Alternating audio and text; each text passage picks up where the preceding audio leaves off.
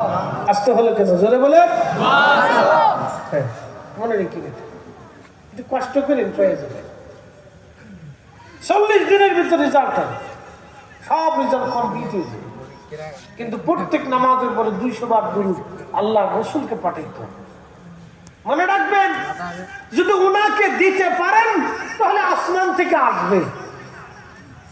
যদি আল্লাহ রাসূলকে দিতে পারেন তাহলে আসমান থেকে আসবে ওনাকে না দেওয়া পর্যন্ত ওনার থেকে দরজা খুলে না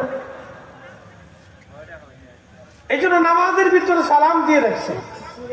আজানে রাসূলের নাম দিয়ে রাখছে কোন দোয়াই কবুল হয় না দুরূদ ছাড়া একসাথে বলবেন আল্লাহু আকবার আর ওরা লাগছে দুরূদের বিরুদ্ধে কত সিস্টেম করে বলে কই দুরূদ ইব্রাহিম ছাড়া আর কোনো দুরূদ নাই এটা খুব ফজিলতপূর্ণ দুরূদ হ্যাঁ শুনেন দুরূদ ইব্রাহিম তো সবাই ঠিক মতো এত বড় লম্বা দুরূদ সবসময় পড়তে পারে না কি কথা ঠিক আছে না ওদের সিস্টেম হলো এটা দিয়ে যদি বুঝাই দিতে পারি তাহলে বাকিগুলো চলে যাবে বুঝতে পারছেন খুব হিসাব কিতাব ওরা নিজেরাও পড়ে না 8-10 জনকে ভর্তি দিতে চায় যে মৌলবী ফতোয়া দেয় ও মৌলবীরা দাঁড়ায় জিজ্ঞেস করবেন হুজুর আজকে আপনি দুরূদ ইব্রাহিম কতবার পড়িয়েছেন পারবেন না মুসলমানরা পারবেন না যেই মৌলবী ফতোয়া দিবে দুরূদ ইব্রাহিম ছাড়া আর কোনো দুরূদ নাই দাঁড়ায় জিজ্ঞেস করবেন হুজুর আজকে কতবার দুরূদ পড়িয়েছেন আপনি দেখবেন যে খারাপ উপর ধরা পড়ে গেছে যদি কেউ পড়ছি তাহলে কোরআন শরীফ দিয়ে সত্য কথা করতে আজকে কতবার দুরূদ শরীফ পড়ছে দেখবেন যে বগা ফান্দে বইলে কেন্দ্রে দিবে জিজ্ঞেস করার পরে দেখবেন যে ও 10 বড় পড়ে না 57 ফতোয়া মারতে বলেন দুরূদ শরীফ চলবে না বন্ধ হবে একসাথে বলেন চলবে না বন্ধ হবে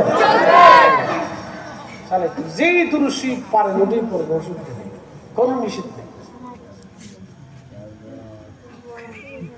আল্লাহ বলেন খালাকনাকুম মিন যাকারিন ওয়া উনসা আমি একজন পুরুষ আর একজন নারীর মাধ্যম দিয়ে দুনিয়াতে মানব সৃষ্টি করলাম এই পুরুষের নাম বাবা এই নারীর নাম হচ্ছে মা এই পুরুষের নাম বাবা এই নারীর নাম হলো মা বাবা এবং মায়ের মাধ্যমে আমি রব্বুল আলামিন দুনিয়াতে মানুষের বংশ বিস্তার করলাম বাবা এবং মায়ের মাধ্যমে বাবা এবং মায়ের মাধ্যমে মানব জাতির বংশ আমি বিস্তার করলাম এই বাবা এবং মায়ের প্রতি সন্তানের দায়িত্ব কি হবে এবং সন্তানের প্রতি বাবা মার দায়িত্ব কি হবে